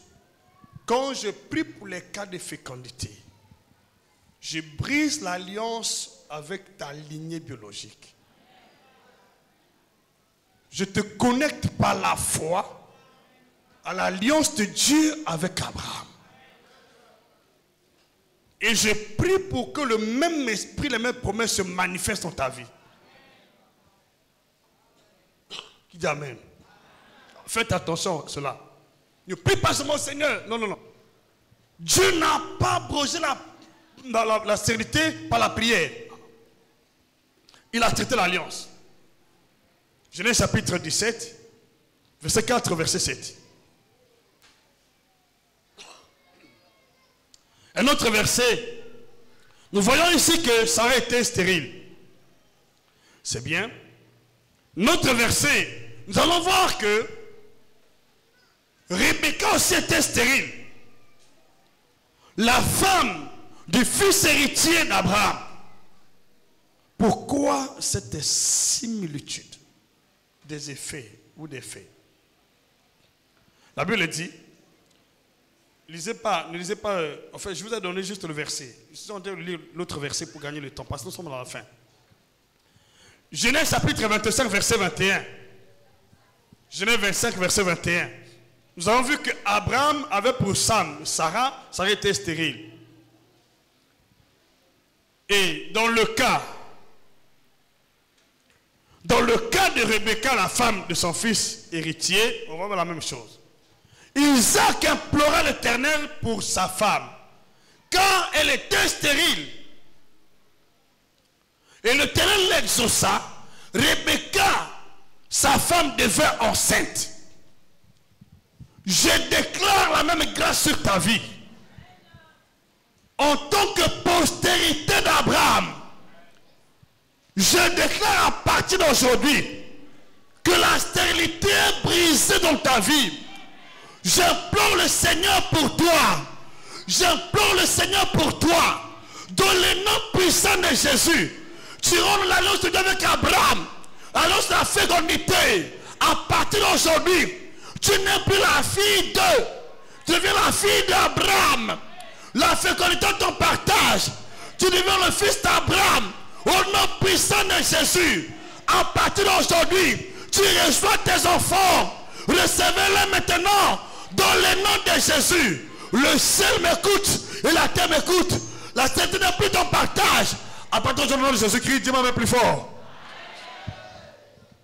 Amen. Enfin, nous avons vu que Sarah était stérile, Rebecca était stérile. Et nous allons voir que Rachel aussi, non, oui Rachel, la femme que Jacob avait aimée, l'a travaillé des années supplémentaires à cause d'elle, était stérile. Donc nous avons Genèse, prenez, Genèse chapitre 29, verset 31. Genèse 29, 31. Pose-toi la question. Pourquoi le père s'est marié avec une femme stérile? Le fils aussi, une femme stérile. Le petit-fils aussi. Pourquoi ce sont eux? Fais attention. Ta situation là remonte du monde spirituel. Vous prenez ça à la légère. Vous n'aurez pas gain de cause. Comment, après plusieurs années, Isaac va vers une femme qui a la même situation que sa mère et son père? Pourquoi tu es alcoolique? Va dans la lignée de tes parents biologiques. C'est un lien que je brise ce matin. Tu dois appartenir à la postérité d'Abraham. Ce n'est pas la prière. Et quand tu le crois, rends-toi docile à la volonté de Dieu. Seigneur, que veux-tu que je donne sur l'autel de sacrifice comme Abraham?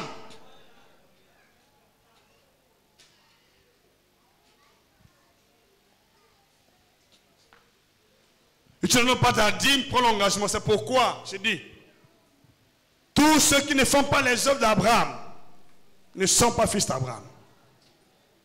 Mais si tu pries beaucoup, mais si tu jeûnes beaucoup, la spiritualité est pratique. Elle n'est pas théorique. Tu es d'accord? Dis-moi mais plus fort, plus que ça. Amen avec assurance. Amen plus fort. L'Éternel vu que Léa n'était pas aimée, il la rendit féconde, tandis que Rachel était stérile. Pourquoi le père s'est marié avec une femme stérile, le fils, femme stérile, le petit-fils, femme stérile? Je ne sais pas. Peut-être que c'est un jeu d'hasard.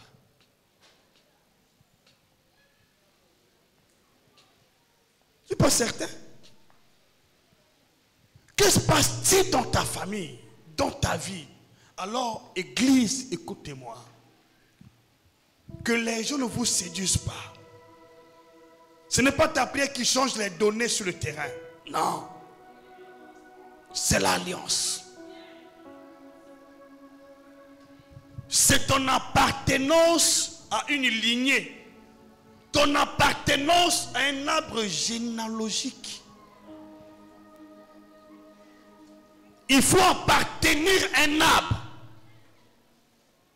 Et Dieu t'a pris dans ta famille biologique. Il t'a adopté dans une autre famille qui est celle d'Abraham. Tu te présentes cette conscience pure. Tu peux prier des années. Rien ne change sur le terrain. Là, j'ai parlé d'un volet de la bénédiction de Dieu. Il y a encore un deuxième volet qui ne concerne pas les femmes de la terre, mais qui concerne le royaume. Pour que tu passes à cette bénédiction-là, il faut faire partie de la postérité de Dieu en Jésus-Christ. Être né de nouveau l'Esprit de Dieu, être enfant, fils de Dieu. Ce n'est pas la prière qui paye, c'est l'alliance qui paye.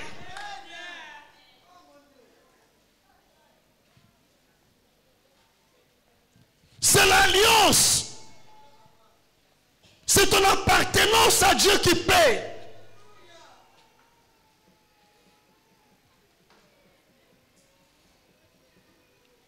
Ce matin, on va aller peut-être un autre verset puis clôturer. Vous allez voir au verset 32, Léa devint enceinte. Je déclare, vous allez voir toutes les femmes là qui ont été stériles sont devenues comment? À cause de quoi? Je vous montre le secret. À cause, je déclare aussi toi, tu étais stérile, vu que tu appartiens à la famille d'Abraham. Tu es enceinte, tu tombes enceinte maintenant.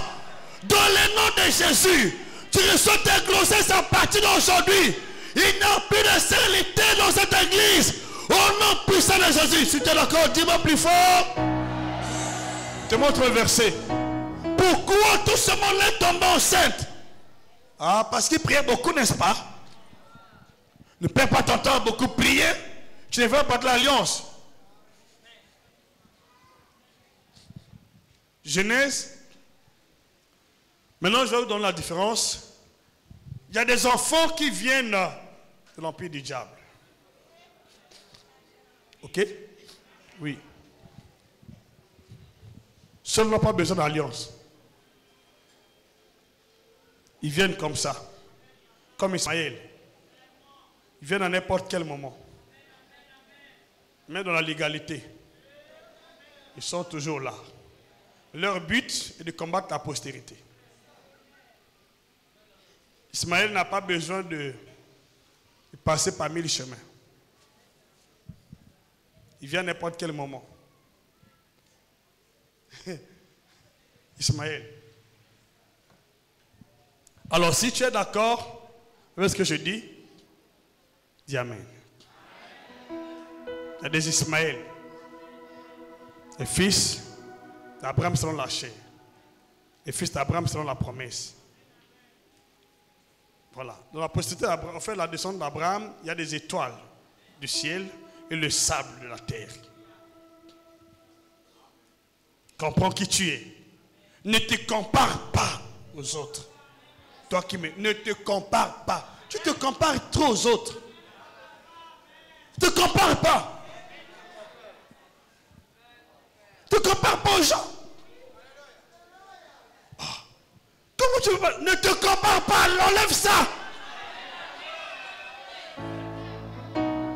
Qui a dit Amen?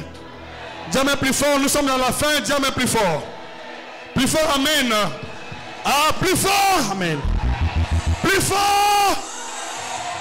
Ça va t'arriver à partir d'aujourd'hui. Tu sors ici avec quelque chose de nouveau dans ta vie. Le même hôtel d'Abraham devient ton hôtel. Ah, dis-moi plus fort, Amen. Ton histoire va basculer, changer. Tu vas te marier, peu importe la célébrité, tu vas te mettre au monde. Tu vas parvenir dans ta vie. Au nom de Jésus, dis-moi plus fort. Ouvre ta Bible. Genèse. On va s'arrêter là. Je te montre pourquoi ces femmes-là, bien que stériles, ont toutes bénéficié de la grâce de Dieu et ont pu concevoir. Genèse, chapitre 17. Verset 4, je vais donner le verset déjà. Verset 4, verset 7.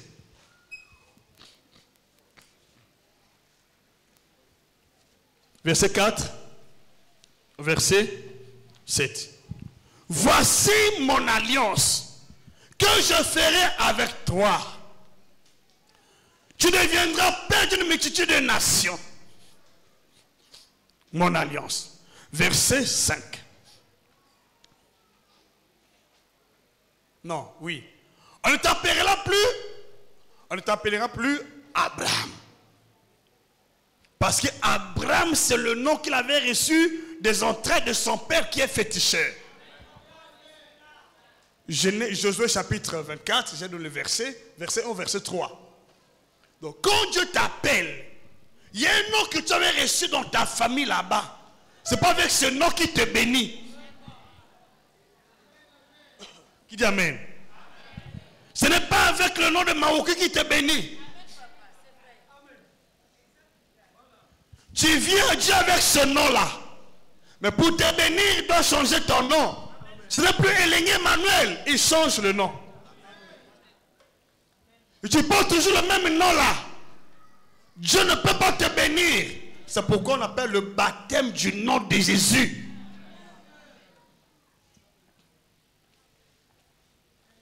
Il faut un baptême dans le nom de Jésus. Il te baptise.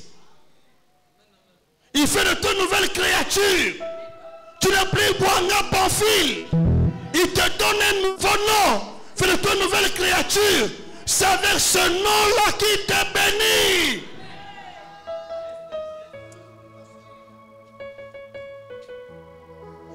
Alléluia. La semaine prochaine, nous allons rentrer dans les détails. Nous allons briser les malédictions à travers les noms, les paroles, l'esprit, le corps, le sang. C'est ça ce qu'il faut comprendre. Qui a dit Amen plus fort? Tu peux dire Amen plus fort que ça. Et tu vas voir comment ta vie va s'exploser. Il dit ton nom sera Abraham. C'est-à-dire le père d'une multitude de nations. De la stérilité au père d'une multitude de nations. Donc, la prospérité va de pair avec le nom que Dieu te donne. Ne perds pas ton temps à prier. Oh Seigneur, je prends le chemin de la gloire. C'est pas ça.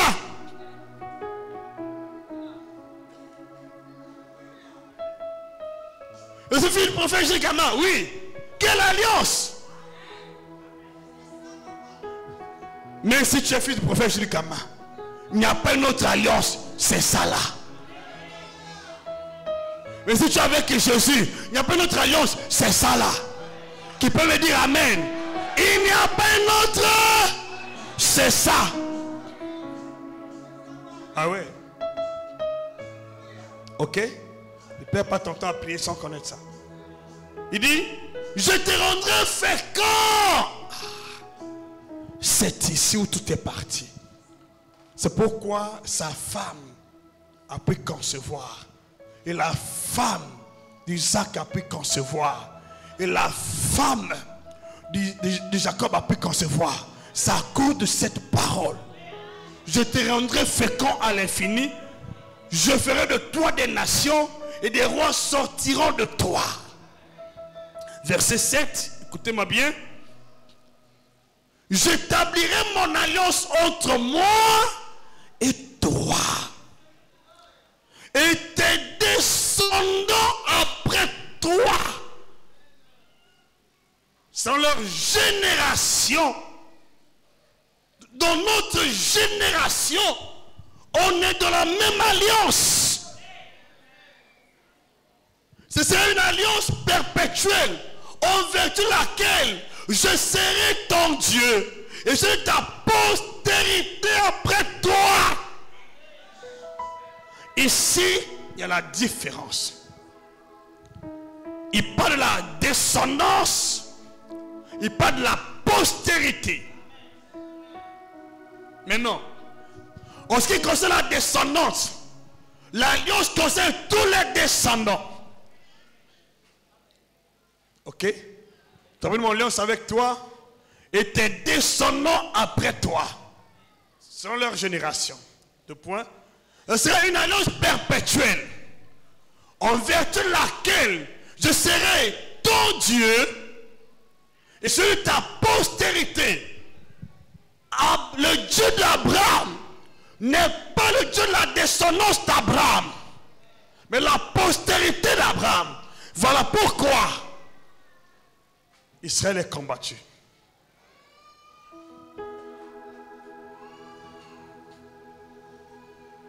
Voilà pourquoi ceux qui disent qu'ils prient le Dieu d'Abraham, quel est ce Dieu?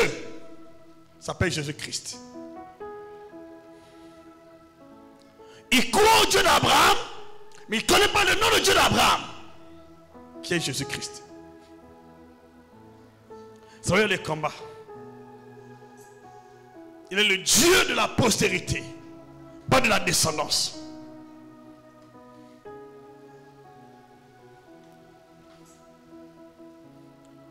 Ce matin, j'interpelle quelqu'un parmi vous. Tu faisais peut-être partie de la descendance. Ça fait partie de la postérité. Si tu veux que le Dieu d'Abraham soit ton Dieu, tu dois faire partie de sa postérité et non de sa descendance. Alors pour l'engagement dont tu es, quelles soient les batailles que tu as, les combats que tu as, Dieu peut arrêter ça aujourd'hui. Pour l'engagement ce matin, élève ta main si tu t'engages. On nous amène dans Galates chapitre 3, verset 26, verset 29. À la maison, prenez le temps de lire ce verset, s'il vous plaît. Tu as pour l'engagement d'être la postérité d'Abraham. Élève ta main.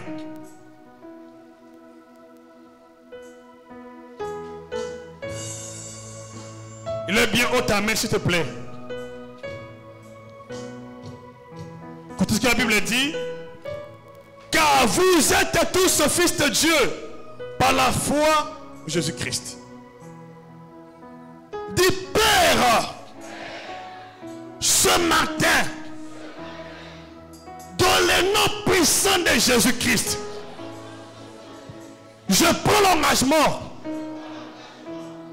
d'appliquer ma foi sur la personne de Jésus-Christ. Sur la personne de Jésus-Christ. Dans le nom puissant de Jésus. À partir d'aujourd'hui, je prends l'engagement d'appliquer ma foi sur la personne de Jésus-Christ. Père, moi, Jules Gama. Moi, Jules Gama.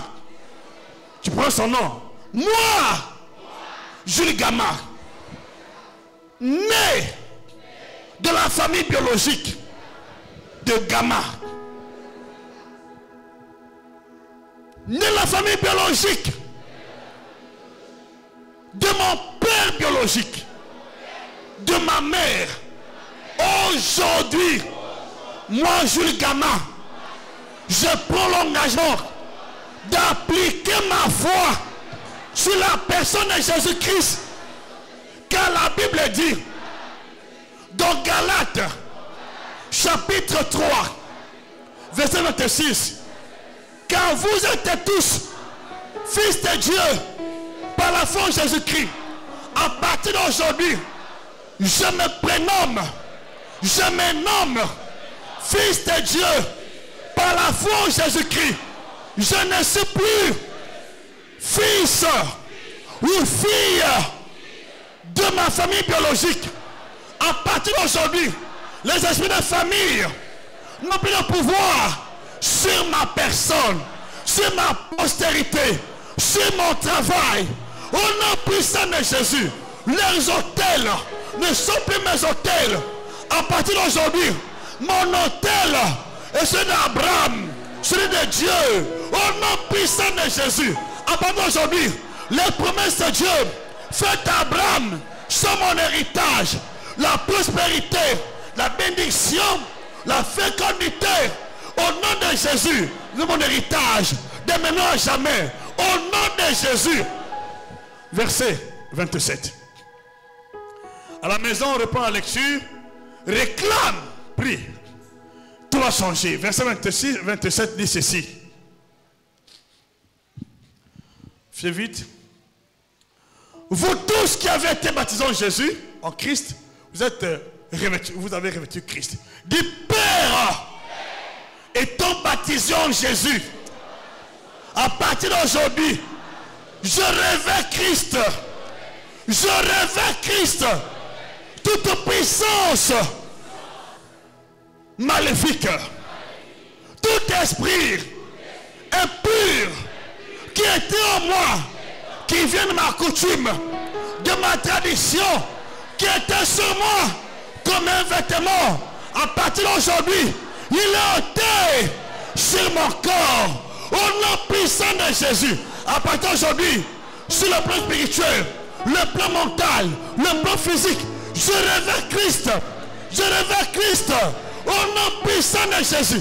Pendant aujourd'hui, je proclame devant tous les esprits sur la terre, dans les eaux, dans le soleil, dans le feu, dans les airs, dans l'église. Maintenant, je suis la postérité d'Abraham.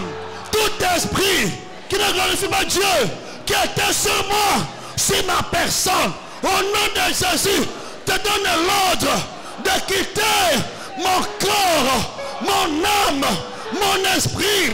Maintenant, tout esprit de servitude, de sorcellerie et sur la mort, s'agit de mort qui était sur moi, maintenant, te donne l'ordre. Sors de ma vie, sors de mon foyer, sors de mes affaires, sors de mes enfants, sors.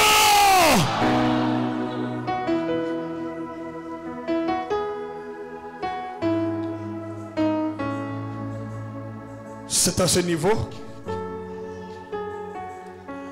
S'il faut continuer, s'il faut continuer ici. Maintenant, je vois l'onction de la délivrance qui est là. Nous sommes arrivés à la fin. Mais l'onction est déjà là pour la délivrance. Je prie que cette onction soit sur ta vie. Maintenant, tu peux citer les esprits que tu sentais dans ta vie, qui étaient là comme un vêtement sur ta vie. Tu les cites. Tu leur donnes l'ordre à partir d'aujourd'hui de se lever pour toujours.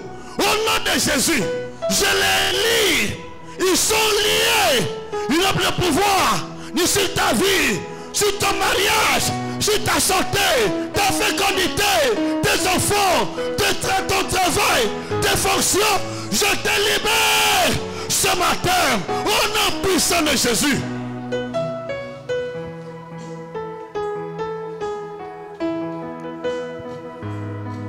Papa, merci beaucoup. On s'arrête là. Rendez-vous ce soir. À le fond du soir. Ah oui. On va s'arrêter parce que sinon le temps va passer. Rendez-vous ce soir, le fond du soir.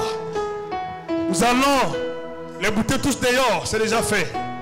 Donc rendez-vous ce soir, le fond du soir. Merci beaucoup.